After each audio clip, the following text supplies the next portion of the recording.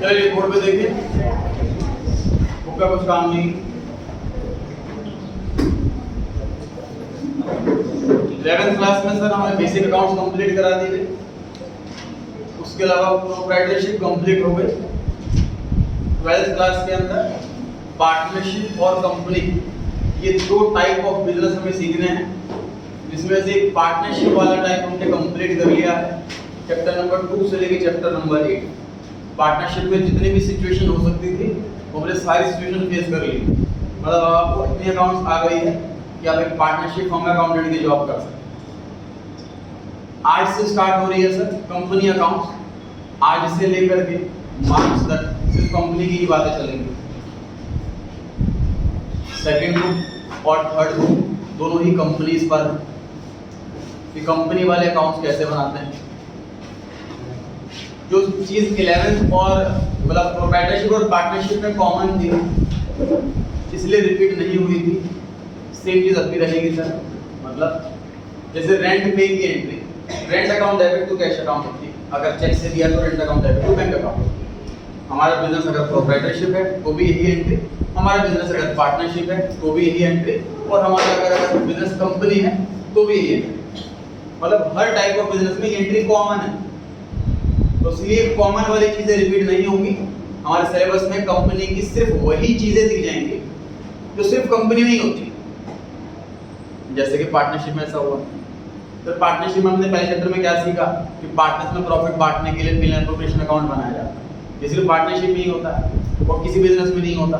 जैसे वही कोर्स में पार्टनरशिप चल रही है, नया पार्टनर आ जाए तो अकाउंट कैसे बनाएंगे, एडमिशन ऑफ अ पार्टनर, वो सिर्फ पार्टनरशिप में ही होता है और किसी बिजनेस में नहीं होता, इसलिए वो पार्टनरशिप में पढ़ाया जा रहा है। इसी तरीके से जो चीजें सिर्फ कंपनी में ही होती हैं, जैसे कि शेयर का इशू होना, जैसे कि डिबेंचर्स का इशू होना, और जैसे कि कैश फ्लो स्टेटमेंट का बनना, जो मैं वर्ड्स बोल रहा हूँ इन सभी वर्ड्स पर चैप्टर है, तभी चर्चा करेंगे हम क्या होते हैं ये वर्ड्स, ये कॉन्सेप्ट सिर्फ कंपनी में ही होते हैं, इसलिए सिर्फ वही हमारे कोर्स के अंदर। क्लियर हो गई ये बात? थोड़ा समझते नहीं शेयर क्या है, चैप्टर का नाम इशू ऑफ शेयर, यहाँ से देखिए बोर्ड पर। सर राम स्टोर की बैलेंस शीट में कैपिटल लगा रखी है राम ने 10 लाख रुपए। अब कैपिटल वर्ड में हम प्रीफिक्स राम नहीं लिखते क्योंकि कैपिटल का ओनर तो एक ही है, कैपिटल एक ही पर्सन की है, तो राम कैपिटल लिखो या सिर्फ कैपिटल को क्या फर्क पड़ता है? समझ आ रही है बात? देखिए जब बिजनेस हमें इसको प्रोप्राइटरशिप थोड़ा सा बड़ा बिजनेस करना है, प्रोप्राइटरशिप से पार्टनरशिप में कन्वर्ट करना है, तो उसके लिए 10 लाख रुपए नहीं 50 लाख रुपए लगेंगे, उसके अकेले के पास नहीं, तो क्या करेगा, इस कैपिटल के पार्ट कर देगा, टुकड़े कर देगा। जो एक पार्ट का ओनर होगा वो पार्टनर कहलाएगा। ये से वर्ड बन गए पार्टनर्स, तो हम कैपिटल के आगे प्रीफिक्स लगाने लग गए पार्टनर्स कैपिटल। इस पार्टनर की जो कैपिटल है वो अलग अलग है, कैपिटल के पार्ट होगा सिर्फ पार्टनर। अगर इसको अपने बिजनेस को इतने बड़े लेवल पर लेके जाना कि अरबों रुपए लगे हो उसके अंदर, 1000 करोड़ इतना रुपया लगा हुआ हो, तो किसी के 10-50 फ्रेंड्स के पास इतना पैसा नहीं होगा, लेकिन पब्लिक के पास पैसा हो सकता है।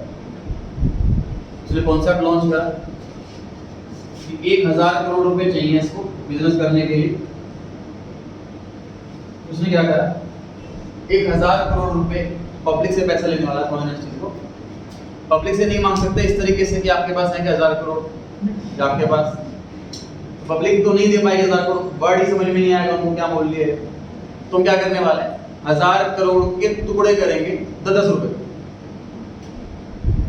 टुकड़े को इंग्लिश में शेयर कहते हैं। ये शेयर कोई अकाउंट्स का वर्ड थोड़ी है, ये तो इंग्लिश का जनरल वर्ड है। शेयर मतलब टुकड़ा, तो 10 रुपए के हमने टुकड़े कर दिए, इसके कितने टुकड़े हो जाएंगे, 100 करोड़। 10 रुपए के 100 करोड़ टुकड़े कर दिए हमने इसके। अब हम बोल सकते हैं कि 10 रुपए हैं आपके पास, मेरी कंपनी खोल रहा हूँ, बड़ा बिजनेस है, बहुत अच्छा प्रॉफिट होगा, बहुत ग्रो करेगी, आप मेरी कंपनी में पैसा लगाओ। 10 रुपए से आप बिजनेस स्टार्ट कर सकते हो, 10 रुपए लगाओ, प्रॉफिट आपका होगा। 10 रुपए आपका 10 रुपए लगाओगे, मान लीजिए आपके पास 100 रुपए हैं, तो मेरी कंपनी के 10 शेयर ले लोगे। आपके पास 1000 रुपए हैं, मेरी कंपनी के 100 शेयर ले लोगे, आपके पास 1 लाख रुपए हैं, मेरी कंपनी के 10,000 शेयर ले लो, इसका जितना बजट। शेयर कॉन्सेप्ट इंडिया में मेनली लॉन्च मुकेश धीरूभाई अंबानी ने ही किया था 1973 में, जब रिलायंस कंपनी खोली थी। तो उनको बड़े लेवल पे बिजनेस करना है, पार्टनर्स के पास भी इतना पैसा नहीं है, वो बड़े लेवल पे बिजनेस करना है, पब्लिक से पैसा लेना। पब्लिक में गए, अनाउंस करा, गली गली गए थे, हमारी कंपनी में पैसा लगाओ, बहुत ग्रो होगा आपका पैसा। 10 रुपये से शुरुआत करनी है बस। 10 रुपये लगाए लोगों ने, वो 10 रुपये आज 2800 रुपये, वही 10 रुपया इसने उस टाइम लगाया, ट्रस्ट करा, और 2800 रुपये हो गया, 100 रुपये। प्रॉपर्टी वगैरह किसी में इतनी गुना ग्रोथ हुई जितनी उसमें हुई। तो व्हाट इज शेयर्स है? पब्लिक कंपनी पब्लिक से पैसा मांग रही है, उस पैसे को हम बिजनेस के अंदर लगाएंगे और बिजनेस ग्रो होगा तो उसका शेयर भी ग्रो होगा। तो सर जो बिजनेस स्टार्ट कर रहा है उसको क्या फायदा है इसमें? उसको क्या फायदा है? वो आधे शेयर अपने पास रखते हैं, अपने नाम पर फ्री में शेयर्स लेता है स्टार्टिंग में, और जितना पैसा खुद का लगाता है उतना उसके पास शेयर होते हैं। मतलब मुकेश अंबानी के पास मैक्सिमम शेयर है रिलायंस के, इसलिए हम उसको ओनर समझते हैं। लेकिन जिसके पास एक शेयर है वो भी ओनर होता है। मतलब रिलायंस अगर ग्रो होएगी तो मेरे पास रिलायंस के शेयर है, तो मेरा पैसा भी ग्रो होगा, मुझे भी फायदा मिलेगा। समझ आ रही है बात? अच्छा, ये तो कॉन्सेप्ट वाली बात रही, थ्योरी वाली बात रही, जो आपने बिजनेस स्टडीज में पढ़ा होगा 11th क्लास में। अब अकाउंट्स वाली बात पर आता हूं। सर मैं अकाउंटेंट हूं, कंपनी का, शेयर होल्डर का नहीं, करेक्ट? तो अब कंपनी पब्लिक से पैसा ले रही है, तो उसकी जर्नल एंट्री क्या होगी ये सीखना है हमें। कंपनी पब्लिक को शेयर इशू करेगी तो जर्नल एंट्री क्या होगी ये सीखना है हमें। पैसे लेते टाइम कभी ज़्यादा आ गए, कभी कम आ गए, कभी फालतू आ गए, तो हमें एंट्रीज क्या करनी होगी ये सीखना है हमें। इस चैप्टर का नाम है issue of shares.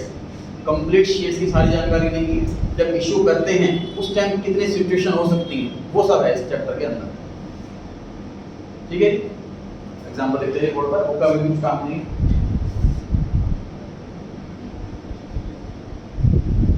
A Limited issues 10,000 shares of ₹10। बताइए इस कंपनी को कितने रुपए की जरूरत? 1 लाख। उसने 1 लाख के 10,000 टुकड़े कर दिए, एक टुकड़ा 10 रुपए का। अब जब इनवाइट किया जाएगा पब्लिक को तो कैसे इनवाइट किया जाएगा? देखिए सर, ये जो शेयर्स का जो सब्सक्रिप्शन आता है इसे हम IPO कहते हैं, इनिशियल पब्लिक ऑफर। ये थ्योरी में पढ़ेंगे हम, सिलेबस का पार्ट है। जैसे जोमेटो ने शेयर इशू करा तो IPO आया जोमेटो का, इस ये चीज़ तब निकली। पेटीएम ने शेयर इशू करा तो पेटीएम का IPO आया, तो मतलब पेटीएम ने शेयर इशू करे, IPO मतलब ये मतलब हुआ कि जब company first time share issue करती है। तो शेयर मार्केट क्या होती है ध्यान से देखिए। जैसे मान लीजिए मैंने एक कंपनी खोली फॉर एग्जाम्पल जोमेटो, और मुझे बिजनेस और एक्सपेंड करना है, मुझे और पैसे चाहिए, मैंने पब्लिक में शेयर इशू कर दिए। आप सबको लगा जोमेटो अच्छी कंपनी है, बढ़िया चल रही है, ग्रो करेगी, आप सबने पैसा दे दिया, वो पैसा मैंने इसके अंदर लगा दिया, तो आप सब शेयर होल्डर्स हो गए, मैंने आप सबसे पैसा ले लिया। अब आप में से मान लीजिए आपको लग रहा है ये कंपनी सही नहीं चल पाएगी, तो आप अपना शेयर किसी और को बेच देते हो। ठीक, मुझे इस चीज से कोई मतलब नहीं, मेरे पास तो पैसे आ गए, ठीक है, आपने किसी और को बेच दिया, फिर आपने किसी और को बेच दिया। ये जो सेकंड हैंड सेल है ना, इसको शेयर मार्केट कहते हैं। तो second hand sale of share होती है, इसमें मतलब कंपनी इन्वॉल्व नहीं होती। समझ आ रही है बात? कंपनी ने जो फर्स्ट टाइम पैसा ले लिया पब्लिक से, इसको तो IPO कहते हैं। उसके बाद शेयर की सेल बार-बार, मतलब रिलायंस का शेयर सर डेली 50-100 बार बिक रहा है। आपने इसको बेचा, फिर आपने इसको बेचा, फिर आपने इसको बेचा, कंपनी को ना पैसा आ रहा, कंपनी के पास ना पैसा जा रहा, वो सेकंड हैंड मार्केट। ठीक है, अच्छा कंपनी को सर क्या मतलब ध्यान से देखिए, जब आप इनको शेयर बेचेंगे तो ऑनलाइन आपके नाम पर वो शेयर आ जाएगा, तो हमारे रिकॉर्ड्स में जो ओनर था उसका नाम अपडेट होकर के आपका नाम आ जाएगा, बस ये फर्क पड़ जाएगा। जब कंपनी हर साल के एंड में प्रॉफिट बांटेगी एज अ डिविडेंड, तो रजिस्टर्ड नाम जिस नाम का होगा पर्सन उसी को मिलेगा वो डिविडेंड। ठीक है, अब इस कंपनी को 1 लाख रुपए चाहिए, 10,000 शेयर इशू करे, 10 रुपए का एक, तो ये पब्लिक को पता कैसे लगेगा सर? पब्लिक को पता कैसे लगेगा? ये जो कंपनी वाले हैं ये ब्रोकर अपॉइंट करते हैं। ब्रोकर का टेक्निकल नाम अंडरराइटर होता है। अंडरराइटर मतलब शेयर वाला ब्रोकर, अंडरराइटर मतलब शेयर वाला ब्रोकर। तो हाँ, ये कंपनी अप्रोच करेगी अंडरराइटर को कि जी हमारे शेयर बिकवाओ, 10,000 शेयर है इनको बिकवाओ। अंडरराइटर क्या काम करेगा? अंडरराइटर कौन होते हैं? बैंक ही अंडरराइटर होते हैं। मान लीजिए मेरा जो शेयर्स का अकाउंट है, डीमैट अकाउंट कहते हैं उसको, वो हमारा, मैंने आईसीआईसीआई बैंक में सपोज, तो ये कंपनी आईसीआईसीआई बैंक को अप्रोच करेगी कि आपके यहाँ 25 लाख लोगों का डीमैट अकाउंट खुला हुआ है, उन 25 लाख लोगों को ईमेल करो हमारा प्रोस्पेक्टस, पूरी बताओ कि हमारी कंपनी बहुत अच्छी है, हमारी कंपनी में पैसा लगाना, आपको कमीशन मिलेगा। वो ईमेल करेगी, वो उसमें सब कुछ लिखा होगा, कंपनी इन्फॉर्मेशन, कंपनी क्या काम करती है, कितना पिछले साल सेल हुई, कितना प्रॉफिट हुआ और कैसे ग्रो कर रही है, फ्यूचर का एस्टीमेट क्या है वगैरह वगैरह। अगर मुझे लग रहा है इंडस्ट्री ग्रो है, इंडस्ट्री तो मैं पैसा लगाऊंगा, वरना नहीं लगाऊंगा। वैसे लोग पैसा लगाएंगे, पैसा कंपनी के पास आएगा, ठीक है जी। तो कंपनी के पास जब पैसा आ रहा है तो फिर एंट्री क्या करनी है हमें,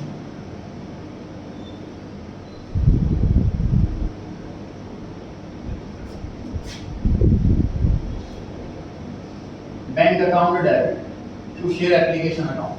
सर कंपनी के अंदर हमें कैश अकाउंट इस्तेमाल ही नहीं करना पड़ता,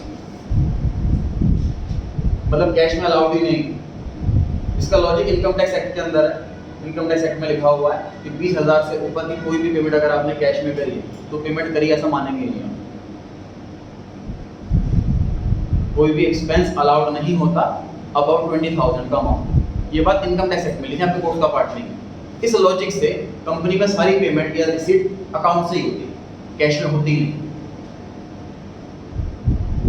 मान लीजिए फ्लिपकार्ट से मैंने ऑर्डर करा और कैंसिल हो गया तो मुझे कैश रिटर्न नहीं आएगा, मेरे अकाउंट में ही पैसे आएंगे, ठीक बात है। तो हमें हमेशा बैंक वाली इस्तेमाल करना है पूरी बुक के अंदर।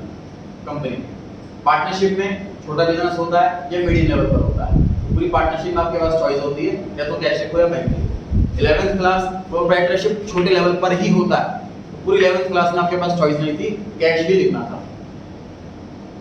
प्रोप्राइटरशिप में कैश, पार्टनरशिप में मर्जी कैश या बैंक, कंपनी में कंपलसरी बैंक।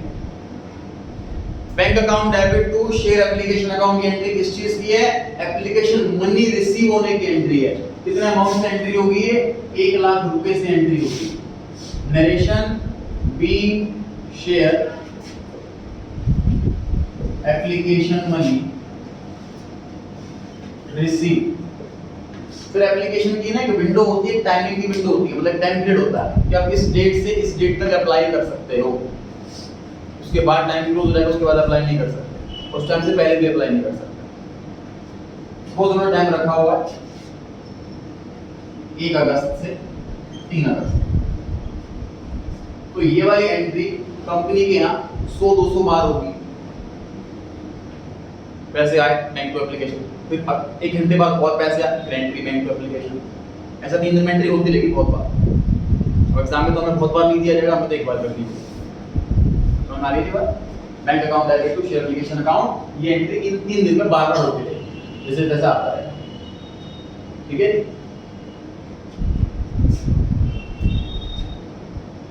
5 अगस्त हम जब शेयर इशू करेंगे तो उसमें एक रिकॉर्ड डेट बोलेंगे, इस डेट को शेयर अलॉट किए जाएंगे, इस अलॉटमेंट डेट एंट्री हो रही है share application account debit to share capital account 1 lakh रुपए, बी शेयर्स अलॉटेड या फिर इशू। और अभी तक ये टोटल 2 एंट्री सीख रही है मम्मी का। सेकंड एंट्री पर चर्चा करते हैं। सेकंड एंट्री में क्या करा मैंने, तो फर्स्ट एंट्री में क्या करा था, बैंक अकाउंट डेबिट करा क्योंकि पैसा आ रहा है, बैंक बैलेंस बढ़ रहा है, of course bank account debit ही होगा। उसके बाद मैंने फर्स्ट एंट्री में एक नया अकाउंट ओपन करा शेयर एप्लीकेशन अकाउंट के नाम से। लॉ कहता है कि जितना भी पैसा आपके पास एप्लीकेशन का आए तो बैंक में एक नया अकाउंट खोलो एप्लीकेशन मनी के नाम से, और सारा पैसा वहां जमा करो, कंपनी अपनी जेब में रख सकती पैसा, ये लॉ के हिसाब से। जब 5 तारीख की डेट आएगी, शेयर अलॉटमेंट की डेट आएगी, तो जिन जिनको शेयर अलॉट किए गए हैं उनके पास एक ईमेल आएगा कि आपको शेयर अलॉट कर दिया गया है, और जिनको शेयर नहीं मिले उनके पास एक ईमेल जाएगा कि आपका शेयर एप्लीकेशन रिजेक्ट कर दिया गया है और आपके अकाउंट में रिफंड कल तक रिफ्लेक्ट हो जाएगा। तो हमने एप्लीकेशन अकाउंट क्लोज कर दिया और वो एप्लीकेशन का सारा पैसा हमने कैपिटल में शिफ्ट कर दिया। इन दोनों एंट्री को जरा मर्ज करो तो क्या एंट्री बनेगी, bank account debit to share capital account. Ultimately bank balance बढ़ा और अल्टीमेटली कैपिटल बढ़ी, यही होना चाहिए था। कैपिटल के आगे हमने प्रीफिक्स लगा रखा है शेयर। प्रोप्राइटरशिप में सिर्फ कैपिटल, पार्टनरशिप में कैपिटल के आगे पार्टनर का नाम और कंपनी में कैपिटल के आगे शेयर। क्लियर हो गई बात? ये वाली एंट्री कंपनी में एक ही बार होगी, जो अलॉटमेंट पीरियड है उस दिन। ये एंट्री 50 बार नहीं होगी प्रैक्टिकल लाइफ। तो सर फर्स्ट और सेकंड एंट्री को कंबाइंड करके एंट्री बन रही है bank account debit to share capital, तो क्या कंबाइंड एंट्री कर सकते हैं? नहीं कर सकते। कंबाइंड एंट्री करने की दो कंडीशन होती है, पहला डेट सेम हो, दूसरा ट्रांजैक्शन का नेचर सेम। सिर्फ डेट सेम होना जरूरी नहीं है। तो मान लीजिए मैंने 5 तारीख को बिल्डिंग बेची और 5 तारीख को एक मशीन खरीदी, तो क्या मैं कंबाइंड एंट्री कर लूंगा कि डेट सेम है? नहीं, ट्रांजैक्शन का नेचर सेम होना चाहिए और डेट सेम होनी, दो कंडीशन होती है। इन दोनों का नेचर भी अलग है। पहला एप्लीकेशन मनी रिसीव होना और दूसरा है शेयर अलॉट होना। ट्रांजैक्शन का नेचर भी अलग है और दूसरा डेट भी अलग है, तो कंबाइंड नहीं हो सकता। मतलब क्वेश्चन में लिखा हो शेयर इशू करें एंट्री करो, तो हमें 2 एंट्री मिनिमम करनी है। समझ आ गई बात? नरेशन भी आसान है। पहले वाले में being application money receive, second वाले में बीइंग शेयर्स अलॉटेड। अलॉटेड के लिए इशूड भी लिख सकते हैं। सर ऐसा क्यों होता है कि किसी के पास ईमेल जाएगा कि रिजेक्ट हो गया? तो देखिए क्या है, मान लीजिए मुझे बिजनेस करने के लिए इस क्वेश्चन में 1 लाख रुपए चाहिए, तो आप सबसे कह रहा हूँ इसी बात पैसा है कि लगाओ। अब हो सकता है आप में से कोई 1000 लगाए, कोई 5000 लगाए, अब हो सकता है मेरे पास और 1.5 लाख रुपए आ जाए। मैं 1.5 लाख रुपए रख लूंगा, मैं 1 लाख रुपए रख लूंगा, 50,000 वापस करूंगा, मुझे 1 लाख रुपए चाहिए। दूसरी बात, उसका मेरे पास सिर्फ 80,000 रुपए आए, मुझे 1 लाख रुपए चाहिए। मतलब एक्चुअल मनी जो आती है वो जरूरी नहीं है कि सेम आए। तो मान लीजिए ज्यादा आ गई तो रिफंड करनी पड़ेगी मेरे को। समझ आ रही है बात? इसलिए कुछ के पास मेल आता है कि आपको शेयर अलॉट नहीं किए गए, इसलिए आपका पैसा रिफंड किया जा रहा है। वन वाले क्वेश्चन में पढ़ेंगे कि ज्यादा पैसा आ जाता है तब एंट्रीज में क्या चेंज आएगा, कम पैसा आए तब एंट्रीज में क्या चेंज आएगा। कोई बेसिक समझ रहे हैं जी? कंपनी ने शेयर इशू करे, जितने शेयर इशू करे उतनी ही एप्लीकेशन आई है, तो एंट्रीज कैसे होगी उसका बेसिक केस। क्लियर है? यहाँ तक क्वेश्चन देखते हैं बुक में।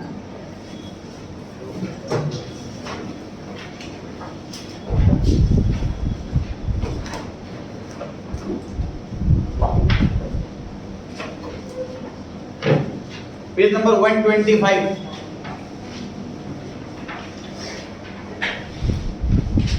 पेज पर नीचे टॉपिक दे रखा है issue of shares at par comma premium comma balance sheet comma over subscription comma under subscription. ये 5 टॉपिक का मिक्सअप है। इसके अंदर पहला क्वेश्चन है वो पढ़ रहे हैं, मिल गया सबको? पेज 125 पे क्वेश्चन 9 के बाद समझ लो। पहला क्वेश्चन जो है क्वेश्चन 9 के बाद वाला रीड करें जी। इस चैप्टर में जो क्वेश्चन की सीक्वेंस है, नंबरिंग है, वो टॉपिक वाइज है। मतलब नया टॉपिक स्टार्ट होगा तो फिर क्वेश्चन नंबर 1, फिर नया टॉपिक तो फिर question number 1।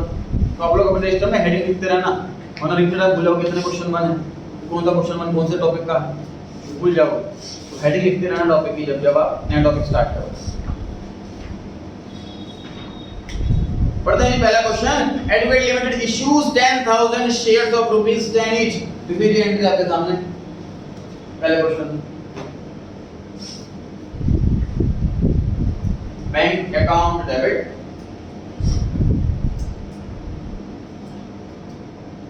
To share application account. ध्यान रहे जब भी एंट्री करेंगे एग्जाम में तो फिर फॉर्मेट ही करेंगे। अमाउंट कैसे आएगा सर? 10,000 मल्टीप्लाई बाय 10, मतलब अमाउंट की कॉलम 1 लाख रुपए। नरेशन में being application money receive, narration में being application money receive.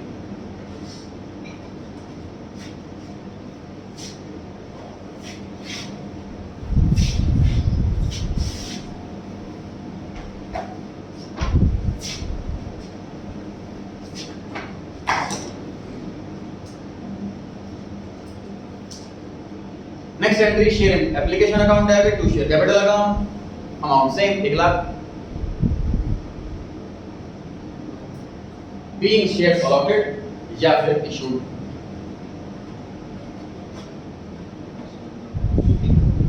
Being shares allotted या फिर इशूड।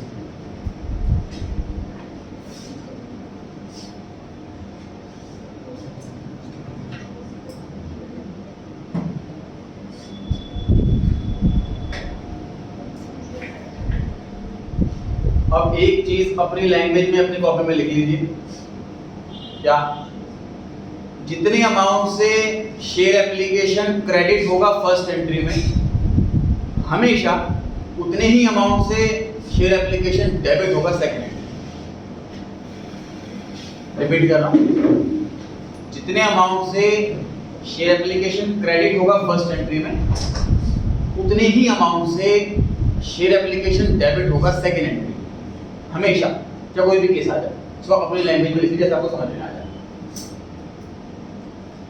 शेयर एप्लीकेशन अकाउंट हमेशा क्लोज करना है, मतलब हमेशा सेकंड एंट्री करने के बाद शेयर एप्लीकेशन अकाउंट क्लोज हो जाए, 1 रुपया भी ना बचे उसके अंदर।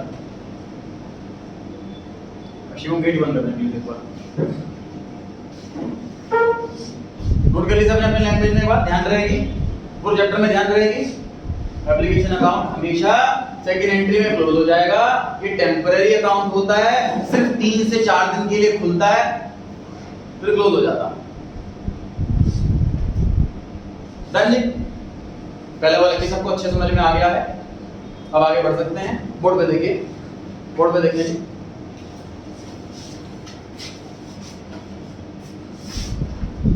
मान लेते हैं बैंक से हम लोन लेते हैं 1 करोड़ रुपए का 10% पर एनम इंटरेस्ट से। तो जिस दिन मेरे अकाउंट में पैसा आया उसी दिन से उनका इंटरेस्ट का मीटर चालू हो जाएगा, और ठीक 1 साल के बाद मुझे इसमें 10% का इंटरेस्ट देना पड़ेगा, चाहे प्रॉफिट बिजनेस में हो या ना हो। करेक्ट है, एक्सपेंस होता है कंपलसरी। अब जिस तरीके से लोन पर इंटरेस्ट जाता है, बिल्कुल उसी तरीके से ना शेयर्स पर डिविडेंड जाता है। What is dividend? Which is divided at the end. दो वर्ड से मिलकर बना है, डिवाइड और एंड, उसे डिविडेंड कहते हैं। ये समझ लीजिए, कंपनी में ड्राइंग्स को डिविडेंड कहते हैं। ड्राइंग्स क्या होती है? जब ओनर को पता है कि मैंने 2 लाख का सामान 3 लाख में बेचा है, तो 1 लाख रुपए एक्स्ट्रा बचा हुआ है दुकान के अंदर, वो अपने पास अपने घर ले जाता है, उससे अपने पर्सनल खर्चे करता है, तो प्रॉफिट से ही वो ड्राइंग्स करता है। इन जनरल कंपनी में प्रॉफिट को हम बांट देते हैं ओनर्स में, उसी को डिविडेंड बुला देते हैं। बस प्रोप्राइटरशिप और पार्टनरशिप में मर्जी होती है ओनर की, जब मर्जी आ जाए वो पैसा जितना मर्जी ले जाए। कंपनी में मर्जी वाला सिस्टम हटा दिया। कंपनी में जो कंट्रोल जिसके पास है, मैनेजमेंट के पास, उसको ही डिसीजन दे दिया कि आप देख लो प्रॉफिट कितना है, आप देख लो कैश कितना है, उस हिसाब से प्रॉफिट बांटो। तो डिविडेंड इज अ ड्राइंग्स। अब ध्यान से सुनिए, अब मान लीजिए 10 करोड़ रुपए 1 करोड़ रुपए के मैंने शेयर्स इशू कर दी, तो जो शेयर होल्डर्स हैं उनकी तुरंत एक्सपेक्टेशन चालू हो जाएंगी, 1 साल पूरा होते ही हमें इस पे डिविडेंड मिलेगा, और जो लोन पर रेट ऑफ इंटरेस्ट चल रहा होता है जनरली उससे ज्यादा एक्सपेक्टेशन होती है। वजह क्या होती है, ध्यान से देखो कि जो अगर कोई इन्वेस्टर एफडी करता उसको पक्का इंटरेस्ट मिलता ही मिलता, और पैसा घटता भी, रिस्क भी नहीं होता। अगर इन्वेस्टर फिर भी किसी कंपनी में पैसा लगा रहा तो वो रिस्क ले रहा, पैसा मर भी सकता है, इसलिए उसकी एक्सपेक्टेशन होती है कि मुझे इंटरेस्ट ज्यादा अच्छा खासा मिलना चाहिए। एफडी में अगर मिल रहा है मुझे 6%, तो यहाँ पे कम से कम 12% मिलना चाहिए, वरना मैं एफडी कर लूंगा, मैं कंपनी के शेयर्स को खरीदूंगा। तो उस दिन से उसका एक्सपेक्टेशन चालू हो जाती है। तो मैं क्यों बता रहा हूँ ये बात समझने के लिए कि सर बिजनेस कोई ऐसी चीज नहीं है कि 500 करोड़ रुपए लिए यहाँ पर रखिए, बिजनेस खड़ा हो गया, सेल होनी चालू हो गई। ये टाइम टेकिंग प्रोसेस होता है। जब पैसा आएगा लोगों से तब हम जमीन खरीदेंगे और कंस्ट्रक्शन चालू करेंगे, पूरी बिल्डिंग बनेगी, तो उसके लिए इंटीरियर वाला आएगा और कंस्ट्रक्शन वाला बिल्डर आएगा, सब कुछ बनेगा, और सोच उसको बनने में सपोज 8-10 महीने लग जाएंगे। उसके बाद मशीनरी खरीदनी, पहले क्या करेंगे, उसके बाद फर्नीचर आएगा, उसके बाद गुड्स आएंगे। समझ पा रहे इस बात को? मतलब बिजनेसमैन ये सोच रहा है कि मुझे सारे पैसे की नीड अभी नहीं है, मुझे कि थोड़े पैसों की नीड है, और बाकी थोड़े पैसों में बाद में होगी। तो मैं लोगों से अभी इकट्ठा पैसा क्यों मंगाऊं? इकट्ठा पैसा मंगाने का मतलब क्या होगा कि अभी से मीटर चालू हो जाएगा इंटरेस्ट का। एग्जांपल एक और समझो कि सर 1 करोड़ रुपए का लोन है, मैं बैंक में गया, मैंने कहा कि मेरे अकाउंट्स देख लो, मेरे एसेट्स देख लो, मुझे 1 करोड़ का लोन चाहिए। बैंक ने लोन पास कर दिया। अब बैंक वालों को बोल रहा हूं सर 1 करोड़ रुपए का लोन चाहिए, पास हो गया मेरा, लेकिन अभी मुझे सिर्फ 20 लाख रुपए चाहिए, बाकी कैसे लाख जब मर्जी होगी मंगा लूंगा आपसे। समझ आ रही है बात? ऐसा क्यों बोला मैंने बैंक को कि मैंने अभी 20 लाख लिया है तो अभी इंटरेस्ट 20 लाख पर दूंगा, ये फायदा होगा। उसके बाद मुझे मान लो फिर 30 लाख रुपए चाहिए, फिर 30 लाख मंगा लूंगा, टोटल लोन 50 लाख का हो जाएगा, इंटरेस्ट 50 लाख पर लगेगा। समझ आ रही है बात? तो सर आपने ऐसा टुकड़ों में क्यों मंगाया? ऐसे ही करो, सीधा 20 लाख का लोन ले लो।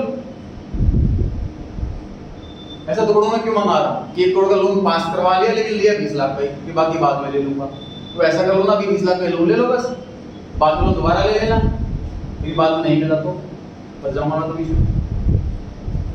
सोच के देखो, 20 लाख का लोन लेने गया, 20 लाख का लोन मिल गया, बिल्डिंग बना ली, अब मशीन चाहिए, दोबारा अप्लाई कर लोन के लिए 30 लाख का लोन मिला नहीं, क्या करूंगा बिल्डिंग का? इसलिए पहले मैं श्योर हो जाऊं, सिक्योर हो जाऊं कि बैंक पर 1 करोड़ रुपए चाहिए मेरे को, 1 करोड़ का लोन चाहिए, टोटल पास करो पहले आप। 1 करोड़ का लोन पास हो गया तो अब बैंक की गारंटी होगी कि बैंक पैसे देगा, अब बैंक पीछे नहीं हट सकता, ठीक है। और मैं करोड़ों पैसा ले रहा हूं ताकि मेरा इंटरेस्ट बढ़ सके, समझ आ रही है बात? सेम चीज शेयर में अप्लाई कीजिए कि मुझे 1 करोड़ रुपए चाहिए शेयर से, मतलब मेरे 10 लाख शेयर है, 10 रुपए का एक, टोटल 1 करोड़ रुपए। अब मैं क्या बोलता हूँ पब्लिक को, 10 रुपए का शेयर है ना, अभी मुझे सिर्फ 4 रुपए चाहिए इसमें से, बाकी के 6 रुपए बाद में आता हूँ। समझ आ रही है बात? टोटल 1 करोड़ रुपए चाहिए इस कंपनी को बिजनेस खड़ा करने के लिए, लेकिन अभी स्टार्टिंग में उनको कुछ महीने के लिए सिर्फ 40 लाख रुपए चाहिए, 60 लाख रुपए की जरूरत बाद में पड़ेगी। तो ये सर हर टाइप के बिजनेस में ऐसा ही होता होगा, फिर कौन सा बिजनेस पैसा रखते खड़ा हो जाता है? तो देखो ऐसा वाला क्वेश्चन कब होता है प्रैक्टिकल लाइफ में कि सर सारा पैसा इकट्ठे मंगा ले। जब कोई बिजनेस, मैं नया बिजनेस नहीं खड़ा करता, कोई पुराना रनिंग बिजनेस खरीद रहा, एक बड़ी कंपनी एक छोटी कंपनी को खरीदना चाहती है, उसके लिए चाहिए 1 करोड़ रुपए, तो वो शेयर इशू करती है, पैसा लेती है, छोटी कंपनी के ओनर को देती है और कंपनी हमारी। तो जब एक छोटा बिजनेस रनिंग बिजनेस खरीदा जाता है तब पैसा इकट्ठे वन टाइम में मंगा लिया जाता है। जब कोई नया बिजनेस खड़ा करना होता है तब पैसा टुकड़ों में मंगाया जाता है, ठीक है? क्लियर हो गई बात? तो हम ये वाला केस पढ़ने वाले हैं अब कि अगर पैसा 2 टुकड़ों में मंगाया जाए तो एंट्री क्या होगी, ठीक? अब इस क्वेश्चन में 2 इंस्टॉलमेंट हो गई। अब मैं इंस्टॉलमेंट का नाम रखने वाले हैं। पहले वाली इंस्टॉलमेंट का नाम एप्लीकेशन मनी और दूसरी इंस्टॉलमेंट का नाम अलॉटमेंट। पहली इंस्टॉलमेंट का नाम एप्लीकेशन मनी, दूसरी इंस्टॉलमेंट का नाम अलॉटमेंट। इसको आप ऐसे भी समझ सकते हो कि 10 रुपए का शेयर है सर, सामने वाले को जरूरी भी नहीं कि मिले। एग्जाम्पल समझ लीजिए, मान लीजिए आप कॉलेज में अप्लाई कर रहे हैं एडमिशन के लिए, तो कॉलेज की फीस मान लीजिए 10,000 रुपए। अब बहुत सारे बच्चे अप्लाई करते हैं, सबको एडमिशन नहीं मिलता, तो कॉलेज वाले ऐसा नहीं करेंगे कि 10,000 रुपए सारे बच्चे जमा करो, उसके बाद देखते हैं किसको एडमिशन दे किसको ना दें। स्टार्टिंग में कम पैसा मांगते हैं, एप्लीकेशन मनी से बहुत 1000 रुपए मांगे, आप फॉर्म भर दो, अप्लाई करो, 1000 रुपए जमा कर दो। आपका नंबर आ गया तो बाकी के 9000 ले आना, आपका नंबर नहीं आया तो 1000 वापस कर देंगे हम। समझ आ रही है बात? इसको ऐसे भी समझ सकते हो आप कि 10 रुपए का शेयर है, अभी 4 रुपए मंगाए, 6 रुपए बाद में मंगाए। अगर हमें शेयर नहीं मिले तो 4 रुपए वापस कर देंगे हमारे को, अगर शेयर हमें मिल गया तो 6 रुपए और मंगाएंगे। समझ आ रही है बात? समझ आ रही है? देखते हैं एंट्री क्या होगी। पहली 2 एंट्री सर सेम, एप्लीकेशन के मिलने की एंट्री 10,000 शेयर है और एप्लीकेशन पे 4 रुपए मिले, इस वाले एग्जांपल में 4 रुपए मिले। अभी क्या रूल सिखाया था सर, एप्लीकेशन जितने अमाउंट से क्रेडिट फर्स्ट वाली एंट्री में उतना ही अमाउंट से डेबिट सेकंड वाली एंट्री। 10,000 शेयर एग्जांपल में एप्लीकेशन का पैसा मिलने की एंट्री, शेयर अलॉट करने की एंट्री। अब मैं तीसरी एंट्री पर आ रहा हूं। तीसरी एंट्री किस चीज की है? दूसरी इंस्टॉलमेंट मंगाने की एंट्री।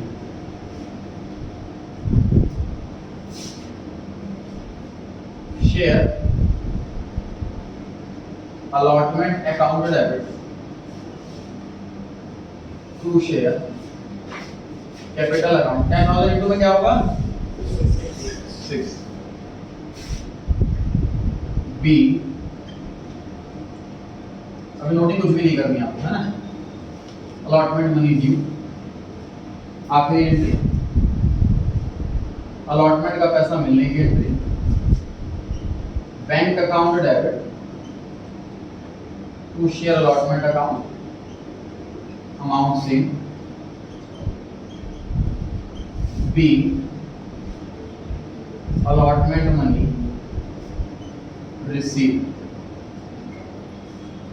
सर पहले क्वेश्चन में एक इंस्टॉलमेंट थी तो 2 एंट्री हुई, इस क्वेश्चन में 2 इंस्टॉलमेंट हैं तो 4 एंट्री हुई। इसका मतलब सर 2 एंट्री पर इंस्टॉलमेंट ऐसा होता। मतलब अगर क्वेश्चन में 4 इंस्टॉलमेंट हैं तो 8 एंट्री होंगी, अगर क्वेश्चन में 3 इंस्टॉलमेंट हैं तो 6 एंट्री होंगी। ये जिसके बारे देखो सर, ये एंट्री पैसा मंगाने की और ये एंट्री पैसा आने की, इन दोनों को जरा कंबाइन करो, क्या एंट्री बनेगी बताओ? Bank account debit to share capital account, क्योंकि देखो शेयर अलॉटमेंट अकाउंट डेबिट हुआ, शेयर अलॉटमेंट अकाउंट क्रेडिट हुआ, क्लोज हो गया end to end. Ultimately bank debit हुआ और अल्टीमेटली शेयर कैपिटल क्रेडिट हुआ। सर यही कंबाइंड एंट्री इसमें बन रही थी। अल्टीमेटली सर बैंक ही बढ़ना है बैलेंस शीट के अंदर, अल्टीमेटली सर कैपिटल ही बढ़नी है बैलेंस शीट के अंदर। अलॉटमेंट एक टेम्पररी अकाउंट है, जो रूल आपने एप्लीकेशन में लिखा था वही रूल अलॉटमेंट के लिए भी है कि जितने अमाउंट से डेबिट थर्ड वाले एंट्री में हमेशा उतने ही अमाउंट से क्रेडिट फोर्थ वाले एंट्री में, और अकाउंट क्लोज हो जाए। तो सर ये डबल डबल एंट्री करने का लॉजिक नहीं खोलने पड़ रहा।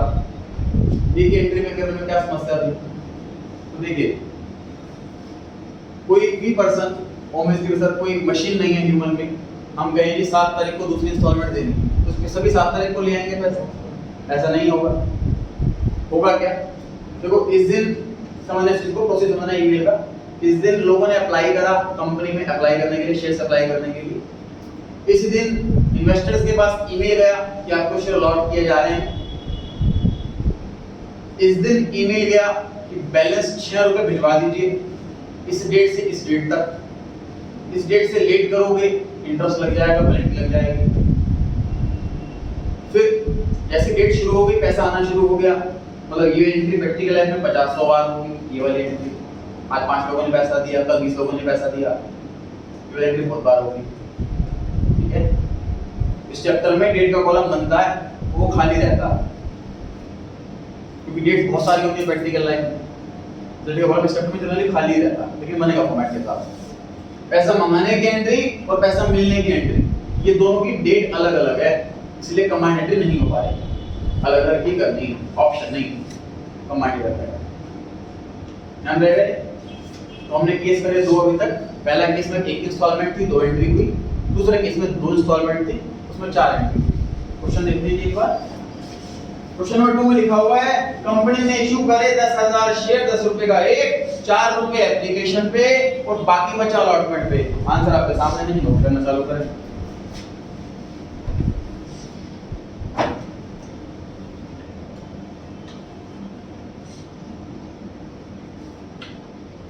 नोटिंग यहां से करनी है, अभी दूसरा कर लिया मैंने पहले, इसकी छोड़ो। 4 एंट्री सेकंड क्वेश्चन के आंसर में, क्वेश्चन सेकंड के आंसर में 4 एंट्री है।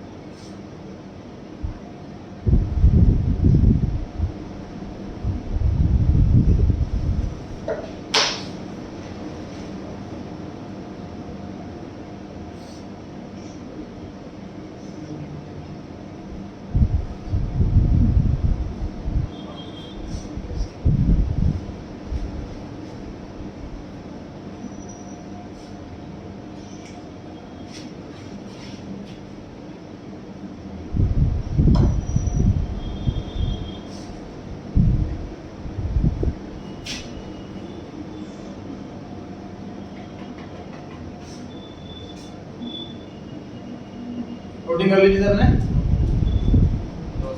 नरेशन भी नोट करनी है।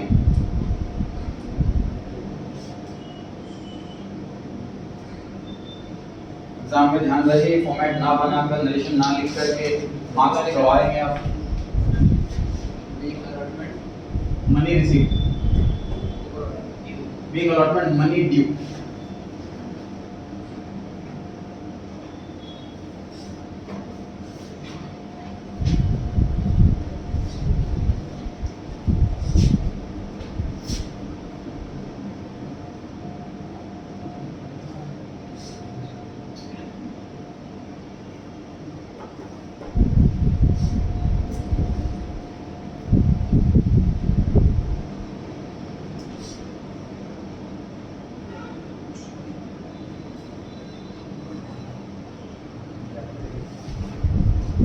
जो अलॉटमेंट वर्ड है इसकी थोड़ी सी कंफ्यूजन रहती है स्टूडेंट्स के अंदर, तो मैं बता रहा हूँ कि अलॉटमेंट वर्ड, इस वर्ड के दो मीनिंग है। पहला मीनिंग शेयर इशू करना मतलब अलॉट करना। जैसे कि डीडीए ना फ्लैट्स बनाती है अपने कम बजट में, फिर वो फ्लैट बनाते हैं, सपोज 150 फ्लैट बना लिया उन्होंने, तो न्यूज़पेपर में ऐड आता है कि डीडीए ने इस एरिया में फ्लैट बनाए हैं, एलआईजी इतने हैं, एमआईजी इतने, इस रेट में, उसको अप्लाई करना है, अप्लाई कर सकता है, लोग अप्लाई करेंगे। उसके बाद ज़्यादा एप्लीकेशन आ गई तो किसी को एक्सेप्ट करेंगे, किसी को रिजेक्ट करेंगे। उसको एक्सेप्ट करके बोलेंगे आपको फ्लैट अलॉट कर दिया गया। अलॉट मतलब उसके नाम पे बुक हो जाना, अलॉट एक जनरल वर्ड, उसके नाम पे बुक हो जाना। तो अलॉट करना मतलब उसको नाम पे शेयर इशू करना, इसको अलॉटमेंट कहते हैं। और दूसरी बात, हमारी जो सेकंड इंस्टॉलमेंट है उसका नाम अलॉटमेंट, ठीक है। मैं ऐसा क्यों बोल रहा हूँ, देखो यहाँ पे लिखा ना अलॉटेड, शेयर्स अलॉटेड, तो अलॉट तो यहाँ भी था, अलॉट यहाँ भी था, ये क्या हो रहा है, तो ये हो रहा है। सेकंड वाली एंट्री में लिखा हुआ नरेशन में ये वाला अलॉटमेंट है, शेयर इशू करें। जो थर्ड वाली एंट्री में है वो ये वाला अलॉटमेंट है, सेकंड इंस्टॉलमेंट का नाम है, ध्यान रहेगा जी। तो नाम अलॉटमेंट वर्ड के अंदर बढ़े आगे, चलिए बोर्ड पे देखें।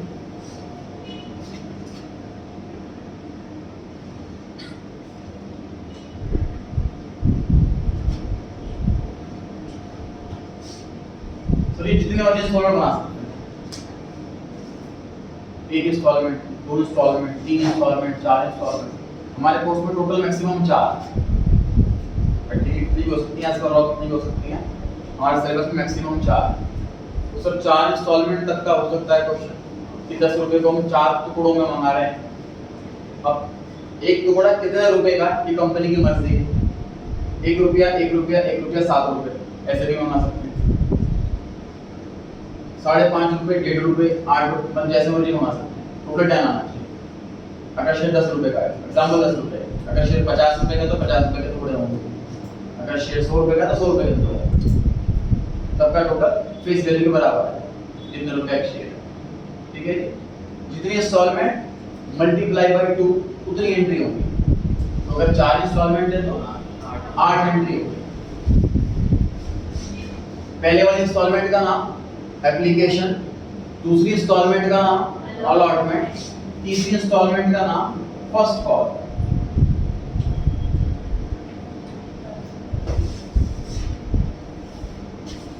और दूसरी इंस्टॉलमेंट, चौथी इंस्टॉलमेंट का नाम सेकंड कॉल।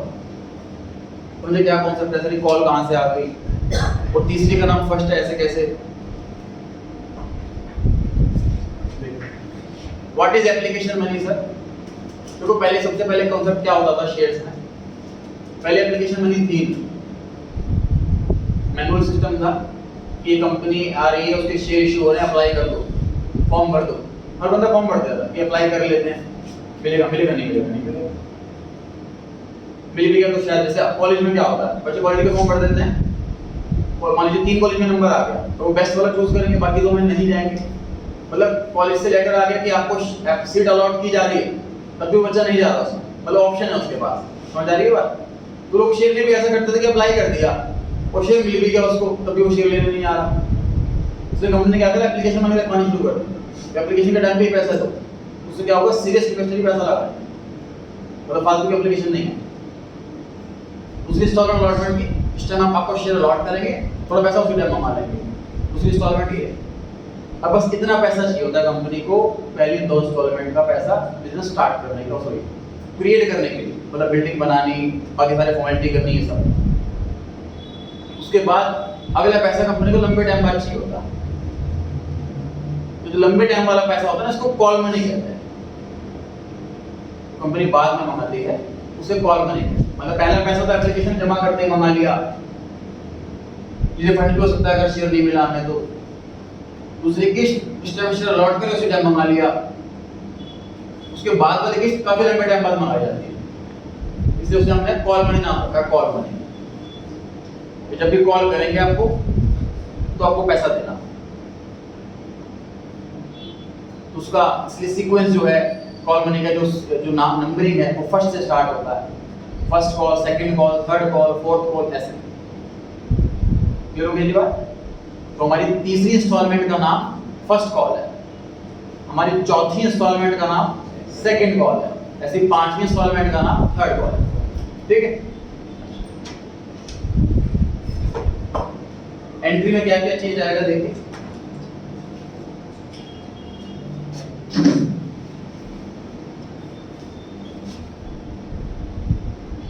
यहां पर नाम इंस्टॉलमेंट का बदलता जाएगा, यही दो एंट्री रिपीट होती जाएंगी।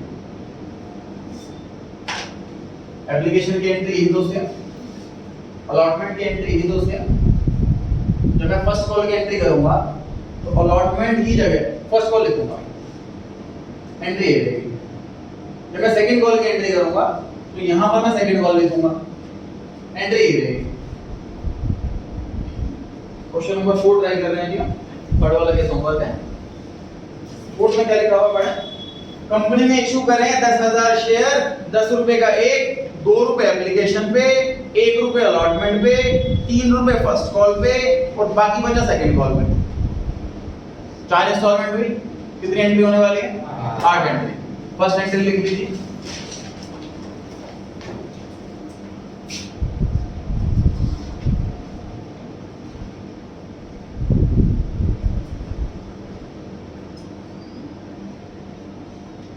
Bank account debit to share application account 10,000 into 2।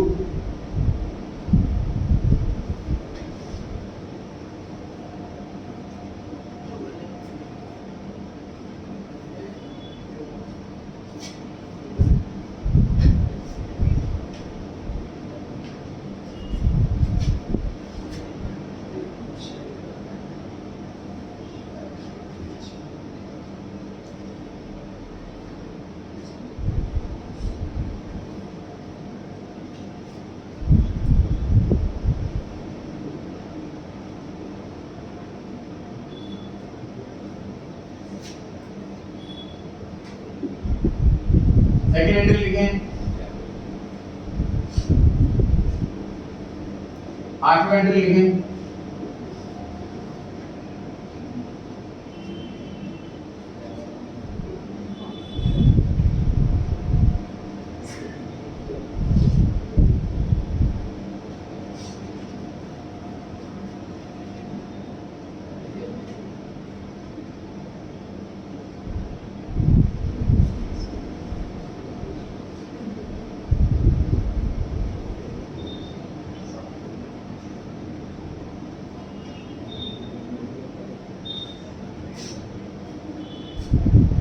Third entry पर आते हैं। Share allotment account debit to share capital account 10,000 into 1।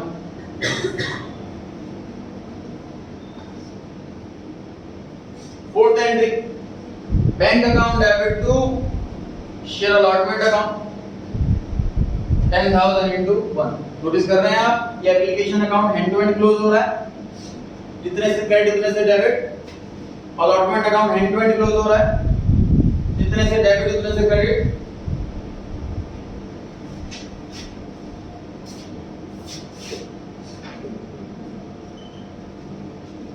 Fifth entry को रिपोर्ट में करना चाहेगा।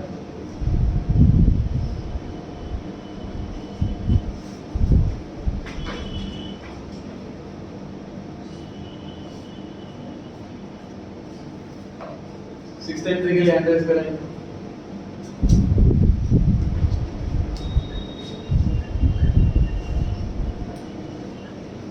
जो मैंने बॉक्स के अंदर लिखा हुआ है अलॉटमेंट, उसकी जगह बस नाम बदल जाएगा, बाकी पूरा सेम रहेगा। अलॉटमेंट वर्ड की जगह क्या लिखा गया? फर्स्ट कॉल, बाकी पूरा same. Share first call account debit to share capital account.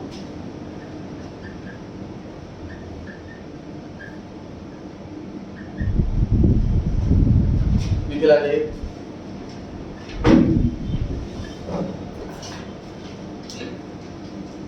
Narration में लिखे बी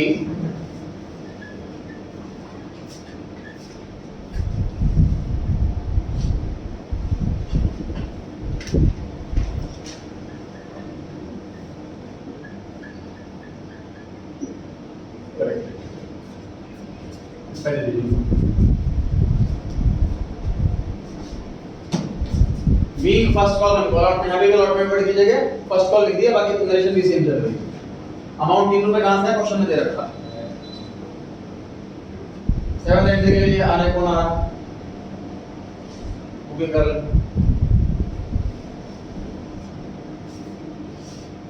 वो नहीं आ रहा।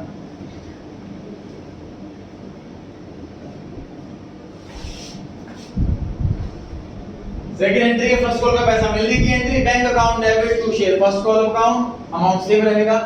इसमें चेक कर लीजिए, फर्स्ट कॉल अकाउंट जितने से डेबिट हो रहा है, फर्स्ट कॉल अकाउंट उतने से ही क्रेडिट हो रहा है, end to end close. Narration भी कॉपी पेस्ट, अलॉटमेंट की जगह लिख दो first call, being first call money receive. ये एंट्री नंबर 3 5, ये entry number 6, 7th entry number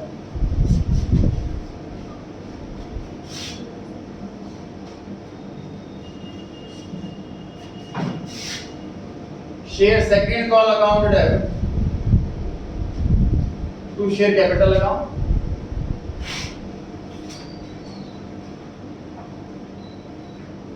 और 8th एंट्री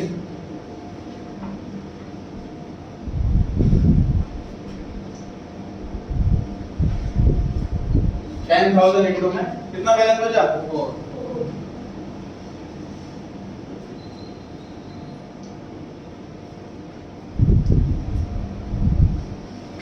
और टाइम लगाते हैं इसमें।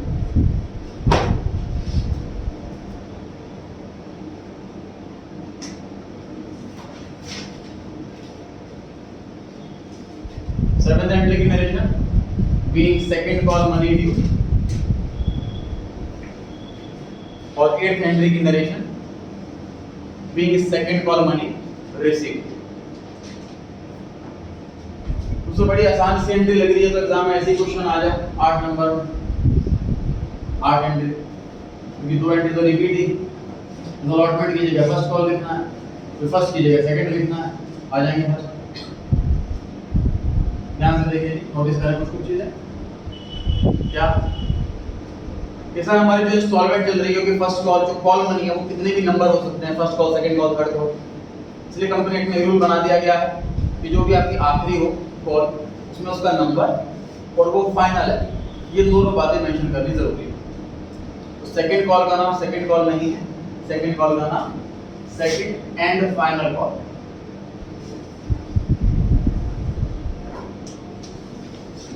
आई रिपीट, लॉ क्या है, लॉ ये है कि जो भी आखिरी इंस्टॉलमेंट होगी उसका नंबर और वो फाइनल है, ये दोनों बातें मेंशन करनी जरूरी है।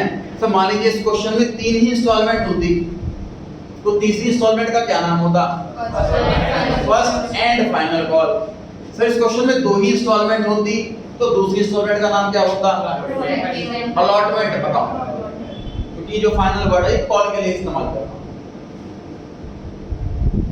मतलब इस क्वेश्चन में अगर एक ही इंस्टॉलमेंट है तो एप्लीकेशन अकाउंट, इस क्वेश्चन में 2 इंस्टॉलमेंट है तो पहली इंस्टॉलमेंट का नाम एप्लीकेशन अकाउंट, दूसरी इंस्टॉलमेंट का नाम अलॉटमेंट अकाउंट। अगर क्वेश्चन में 3 इंस्टॉलमेंट है तो तीसरे वाले इंस्टॉलमेंट का नाम फर्स्ट एंड फाइनल कॉल, चौथी है तो सेकंड एंड फाइनल कॉल, पांचवी है तो third and final call. Final word सिर्फ कॉल के साथ लगाना है, जो भी आखिरी नंबर होगा उसमें लगाना है। यहां तक बात क्लियर रही।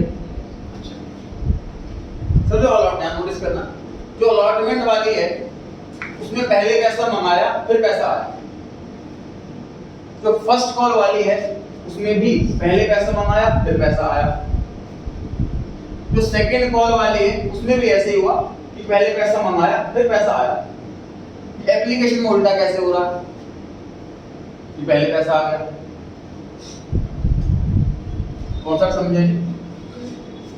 तो जो पहले वाली मनी होती है वो हमेशा आउटसाइडर जमा करेगा पहली बार। एग्जांपल इसको कॉलेज से समझिए कि कॉलेज में अप्लाई कर रहे हो एडमिशन के लिए, तो जो फर्स्ट टाइम फीस है बॉक्स में मंगाई होगी ना भैया, एप्लीकेशन के टाइम पे जो आप फीस दे रहे हो कॉलेज में, तो ऐसा कुछ ईमेल तो नहीं आया होगा, कुछ लेटर आया हो फीस जमा करो कॉलेज में एडमिशन लो, हमें नहीं पता, तो आप अप्लाई करने के लिए खुद ही गए और आपने खुद ही जमा कराया पैसा। तो फर्स्ट टाइम पैसा इन्वेस्टर खुद ही जमा कराएगा कंपनी के अंदर। उसके बाद जब कॉलेज वालों को फीस मंगाने अगला सेमेस्टर आगे उनकी फीस मंगानी है, तो आपके पास नोटिस जाएगा कि आपको फीस सबमिट करनी है, पहले पैसा मंगाया जाए, फिर उसके बाद पैसा आना शुरू होगा, फीस आनी शुरू होगी। हमेशा जो पहली वाली इंस्टॉलमेंट होती है वो पहले आती है, उसके बाद की इंस्टॉलमेंट होती है वो मंगाई जाती है।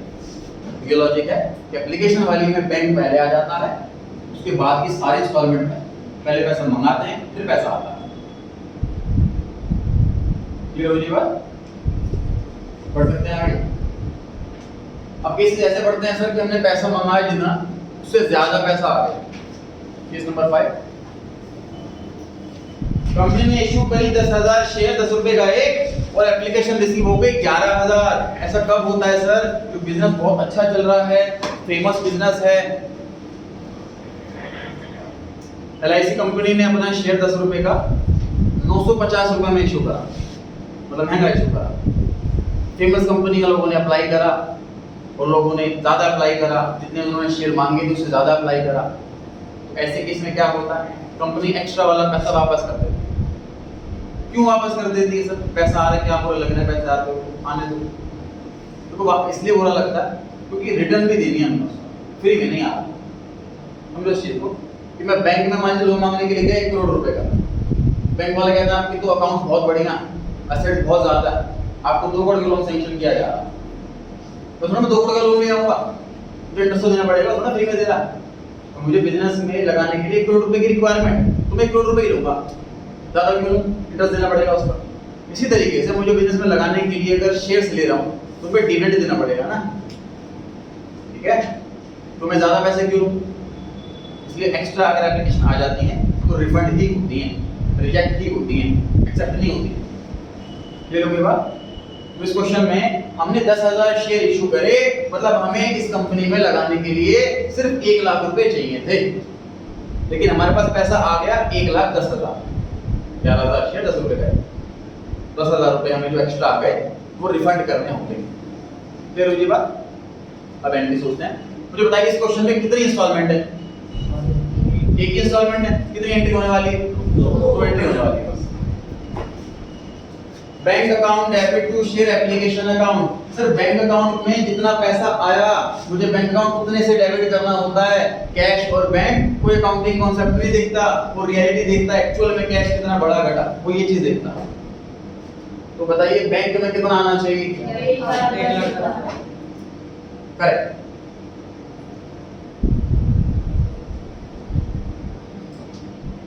11,000 एप्लीकेशन आई हैं और हर एक अप्लाई करने वाले ने 10 रुपए पर शेयर दिए हैं, तो टोटल 1,10,000 रुपए हमारे एप्लीकेशन बैंक अकाउंट में जमा हो गया।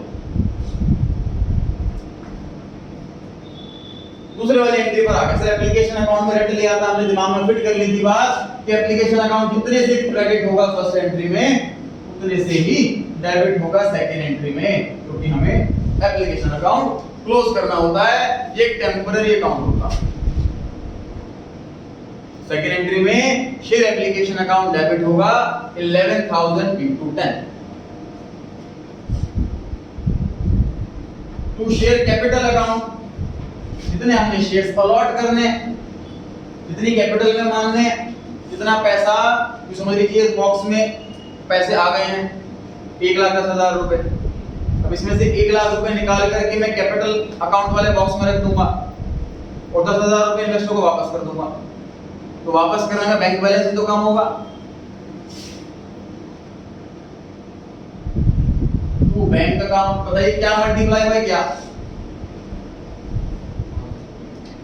1,000 जो एक्स्ट्रा एप्लीकेशन थी उनका पैसा रिफंड कर दिया, मतलब 11,000 को तो स्प्लिट कर रहे हैं। 11,000 जो एप्लीकेशन आई है उनमें से 10,000 कैपिटल मान लिया, उसमें से 1,000 रिफंड कर दिया। रिफंड करेंगे तो पैसा जाएगा, बैंक अकाउंट क्रेडिट होगा। सेकंड एंट्री कंप्लीट हो गई है जी। अब टोटल 2 ही एंट्री होनी है इस क्वेश्चन में। पहली entry bank account debit to share application account 11,000 multiply by 10, जितना एक्चुअल पैसा आया वो वाला लिखना है बैंक में, जितने शेयर इशू करने हैं वो नहीं। फर्स्ट वाली एंट्री में गलती हो जाती है स्टूडेंट से, 10,000 इनटू बैंक कराते हैं। First entry actual money received से होती है जो कि 11,000 एप्लीकेशन के हिसाब से। सेकंड एंट्री में हमने 11 रूल अपना वही रखा कि एप्लीकेशन अकाउंट का अमाउंट सेम रहना चाहिए तभी अकाउंट क्लोज होगा। कैपिटल में उतना ही पैसा जितने हमने शेयर्स इशू करने हैं और बाकी का refund.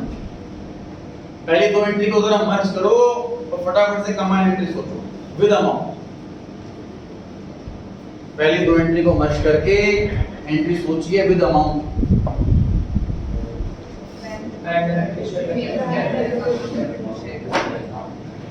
Bank account debit to share capital account 10,000 into 10 1 lakh. पहली एंट्री में बैंक डेबिट हुआ 1,10,000 से। सेकेंड एंट्री में बैंक क्रेडिट हुआ 10,000 से। अल्टीमेटली बैंक डेबिट हुआ 1 लाख। शेयर कैपिटल अकाउंट तो सिर्फ क्रेडिट ही हुआ है 1 लाख से, मतलब मेरी बैलेंस शीट में बैंक बैलेंस बढ़ेगा 1 लाख से और मेरी बैलेंस शीट में कैपिटल बढ़ेगी 1 लाख से, और यही होना चाहिए। अब देख सकते हो सर, कैसा भी केस आ जाए हमारा बैंक और कैपिटल ही बढ़ेगी। तो पिछला क्वेश्चन था 10,000 वाला, एप्लीकेशन में 2 रुपए थे, ये वाला था एंट्री। आप इन 8 एंट्री को कंबाइन करोगे ना तो भी एंट्री वही बनेगी, bank to application, bank to capital 10,000 into 10 cheque कर सकते हैं आप। 8 एंट्री कंबाइन करेंगे तब भी। तो सिचुएशन क्या समझ रहे हैं जरा, कि कोई भी सिचुएशन आ जाए, हम 10 रुपए को टुकड़ों में मंगाएं, ज्यादा पैसा आ जाए, कुछ भी केस हो जाए, अल्टीमेट इंपैक्ट ये बढ़ेगा कि बैलेंस शीट में मेरा बैंक बैलेंस बढ़ेगा और बैलेंस शीट में मेरी कैपिटल बढ़ेगा। इसकी इन दोनों combined entry bank to capital, इनकी कंबाइंड बैंक टू कैपिटल, इसकी कंबाइंड बैंक टू कैपिटल, इसकी कंबाइंड बैंक टू कैपिटल। और 10 रुपए स्प्लिट हो गए 4 टुकड़ों में। Ultimately 8 entry combined entry bank to capital 10 रुपए into 10,000। क्लियर हो गई बात? तो जो भी अकाउंट हम टेम्पररी रूप से ओपन कर रहे हैं, फर्स्ट कॉल अकाउंट को या सेकंड कॉल अकाउंट को, जैसे हमने फर्स्ट कॉल अकाउंट ओपन करा, लोगों से पैसे मंगा लिए कि पैसे जमा कर दो जी, इस डेट से इस डेट तक, उसके बाद दोगे तो इंटरेस्ट लग जाएगा, पेनल्टी लग जाएगी, तो लोग पैसा देंगे, कुछ 10 लोग का पैसा आया, 20 लोग का पैसा, तो ये भी कई बार एंट्री होगी बैंक वाली, मंगाने वाली एंट्री की होगी, दोनों की डेट अलग है। Similarly second call. क्लियर हो गई बात? जितना कराया उसको रिवाइज करके आए। कई स्टूडेंट को 2 टॉपिक रिवाइज करने थे जो मेजर टॉपिक है चैप्टर नंबर 2 के, उसकी क्लास मैंने संडे को रखी हुई है 11 से 12:30। गारंटी ऑफ प्रॉफिट वाला टॉपिक कराया जाएगा इस संडे को, और 12:30 बजे टेस्ट होगा रिजोल्यूशन चैप्टर का। सभी रिवाइज करने आए, अगर फिर भी किसी को रिवाइज नहीं करना है और सिर्फ टेस्ट देना है 12:30 बजे आए। उससे अगले संडे को 11 से 12:30 टॉपिक कराया जाएगा चैप्टर 2 का पास्ट एडजस्टमेंट, तो ही मेजर टॉपिक है इस चैप्टर के, और संडे वाली क्लास पर रखे हुए हैं मैंने। और इकोनॉमिक्स का फ्रेश बैच स्टार्ट हो रहा है जी अंडर में कल से 7 से 8, इसको ज्वाइन करना हो।